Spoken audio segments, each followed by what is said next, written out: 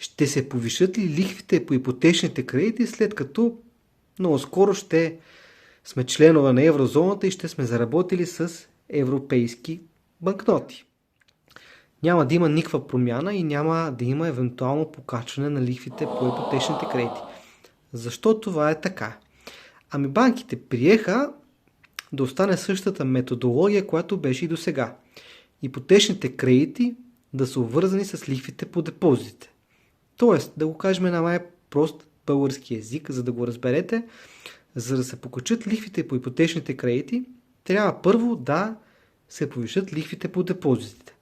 Защо да се повишат лихвите по депозитите? Да разиграваме и няколко сценария.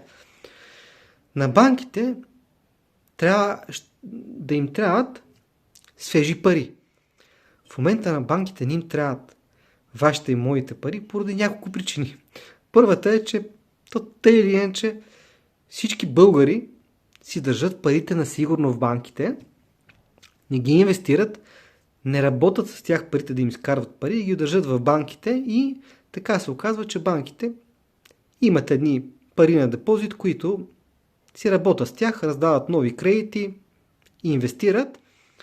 Втората причина е, че в момента банките са свръхликвидни.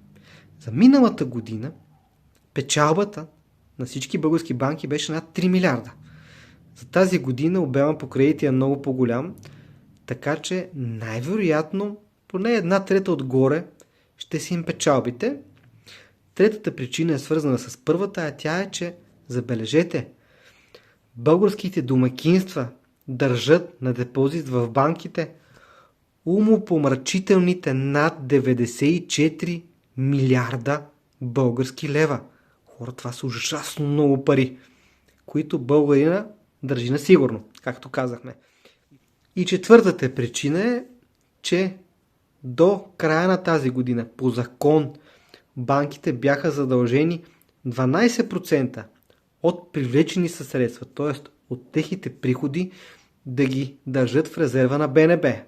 След 1 януари 2026 година по изискване на Европейската централна банка този процент от 12 става само на 1. Представете си колко свежи пари, това са техните пари, ще им влезат в джобовете. Тоест банките, ако сега са ликвидни, а те са много ликвидни, ще станат свръхликвидни. Тоест банките извън ще им дадат едни много пари. Да не кажем, че се чудят какво да направят, но най-вероятно ще ги раздават под формата на нови кредити.